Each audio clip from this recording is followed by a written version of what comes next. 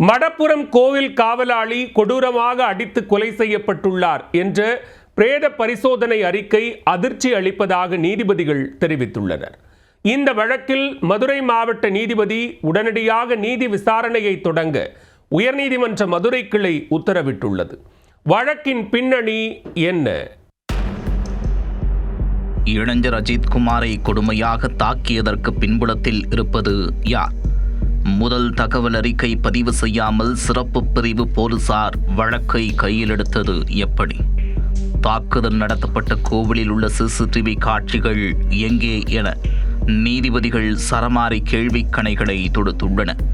கல்வி அறிவுள்ள இந்த காலத்தில் இதுபோன்ற தாக்குதல் வியப்பாக உள்ளது என்று நீதிபதிகள் கவலை தெரிவித்ததன் பின்னணி என்ன?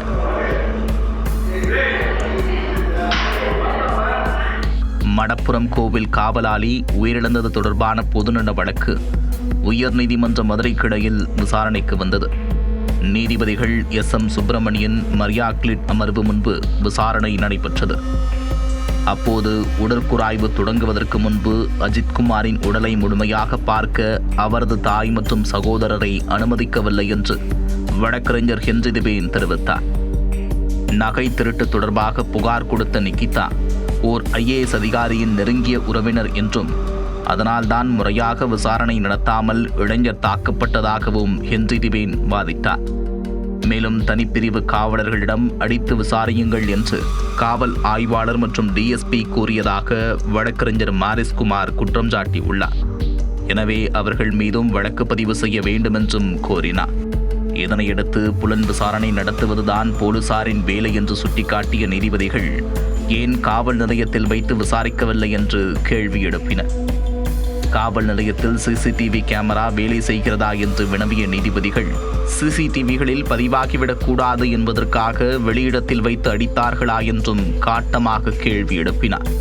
மேலும் நீதிபதிகளின் உத்தரவை அடுத்து இளைஞரின் உடலை உடற்குராய்வு செய்யப்பட்டதன் இடைக்கால அறிக்கையை மதுரை அரசு ராஜாஜி மருத்துவமனையின் முதல்வர் அருள் சுரேஷ்குமார் தாக்கல் செய்தார். அதில் அஜித்குமாரின் உடலில் 44 இடங்களில் காயம் இருந்ததாகவும் கடும் சித்திரவதை செய்ததற்கான அடையாளங்கள் இருப்பது உறுதி செய்யப்பட்டிருப்பதாகவும் கூறப்பட்டுள்ளது. அதில் குறைந்தது 18 வெளிப்புற காயங்கள் உடலில் இருந்ததும் கண்டுபிடிக்கப்பட்டுள்ளது. காயங்கள் மண்டையோடு தொடங்கி கை, முதுகு, கால்கள் என உடல் முழுவதும் இருந்துள்ளன. மேலும் முகம், அந்தரங்க உறுப்பிலும் மிளகாய் பொடியை தூவி துன்புறுத்தியதும் அம்பலமாகியிருக்கிறது. இதனால் உட்புற உறுப்புகளில் காயம், இரத்த கசிவு ஏற்பட்டும் மரணம் நிகழ்ந்திருக்கலாம் என்றும் கூறப்படுகிறது. இதனை கேட்டு அதிர்ச்சியடைந்த நீதிபதிகள் மாநிலம் தன் குடிமகனையே கொலை செய்துள்ளது என்று வேதனை தெரிவித்தனர். எனவே இளைஞர் அஜித்குமார் மரணத்திற்கு அரசே பொறுப்பேற்க வேண்டும் என்று கூறிய நீதிபதிகள் பொதுமக்களை பாதுகாக்கத்தான் காவல்துறை உள்ளது, தாக்குவதற்கு அல்ல என்றும் சுட்டிக்காட்டினார். போலீசார் வானத்திலிருந்து வந்தவர்கள் அல்ல என்பதால் அவர்கள் அரசியலமைப்புப்படி நடக்க வேண்டும் என்றும் வலியுறுத்தினார். கோவிலில் உள்ள CCTV காட்சிகளை காவலர் ராமச்சந்திரன் எடுத்துச் சென்றதற்கு யார் பொறுப்பு என்றும் கேள்வி எழுப்பினார். இதனிடையே அஜித்குமாரை போலீசார் சுற்றி வளைத்து தாக்கிய வீடியோ வெளியான நிலையில் அதை படமெடுத்த கோவில் பணியாளரும் சாட்சியமளித்துள்ளார். அவர் கோவில் கழிவறையிலிருந்து மறைந்திருந்து போலீசார் தாக்கியதை படம் பிடித்ததாக சாட்சியளித்துள்ளார். கல்வி அறிவுள்ள இந்த காலத்தில் இப்படி ஒரு சம்பவம் நிகழ்ந்தது வியப்பாக உள்ளது என்று குறிப்பிட்ட நீதிபதிகள் இனிவரும் காலங்களில் போலீஸ் அதிகாரிகள் இதுபோன்ற செயலில் ஈடுபடக்கூடாது என்று அறிவுறுத்தினார்.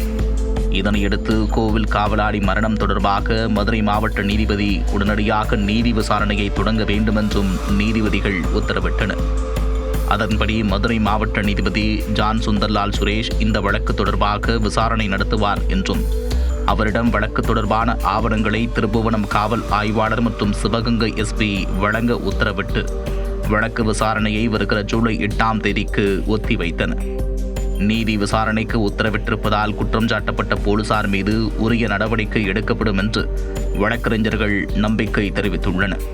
நீதிமன்றத்துடைய ஆணை என்னவென்றால், மதுரை 4வது additional sessions judge John Sunderlal Suresh அவரை என்கொயரி ஆபீசராக நியமனம் செய்து அந்த என்கொயரி ஆபீசரிடம் அனைத்து தஸ்தாவேஜுகளும் இதை சார்ந்திருக்கக்கூடிய சாட்சியங்களும் அவரிடம் 2-3 நாட்களில் ஒப்படைக்க வேண்டும்.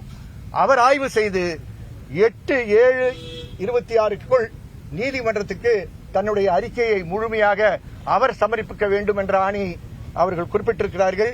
வலிக்கு விழுந்து வலிப்பு வந்து இவர் இறந்து விட்டார் அப்படின்னு கம்ப்ளைண்ட் கொடுத்திருக்காங்க. ஆனா நீதிமன்றத்தில் நாங்கள் நேற்று முறையிட்டு இன்று வழக்கு விசாரணைக்கு வருவது தெரிந்தவுடன் நேற்று இரவு 6 போலீஸ் ஆபீசர்ஸ் இதுல இன்வால்வ்மெண்ட் கம்ப்ளைண்ட் படியே. ஆனா 5 போலீஸ் ஆபீசர்ஸ் மேல மட்டும் எஃப்ஐஆர் ரெஜிஸ்டர் பண்ணிருக்காங்க. ஒரு போலீஸ் ஆபீசர் அதுல வந்து வரவே இல்லை. அது மட்டும் இல்ல, அந்த கம்ப்ளைண்ட்ல அவரே சொல்றாரு, யாரு கண்ணன்கிற போலீஸ் ஆபீசரே சொல்றாரு, இந்த இன்வெஸ்டிகேஷனை நாங்க முடிச்சிட்டு இந்த பையன் தப்பு பண்ணல அப்படிங்கறத வந்து டிஎஸ்பிக்கும் திருப்புவனம் டிஎஸ்பிக்கும் இன்ஸ்பெக்டருக்கும் நாங்க தகவல் சொன்னோம்.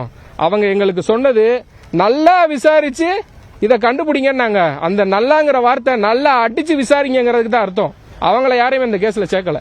இதெல்லாம் கோர்ட்ல சொல்லியிருக்கோம். நீதிமன்ற விசாரணை நடந்துகிட்டு இருக்கு. உரிய உத்தரவுகள் பிறப்பிக்கப்படும்.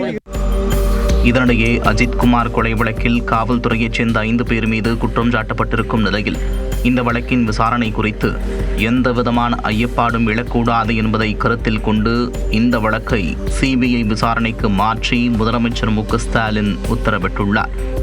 சிபிஐ விசாரணைக்கு முழு ஒத்துழைப்பை தமிழக அரசு வழங்கும் என்றும் முதலமைச்சர் ஸ்டாலின் தெரிவித்துள்ளார்.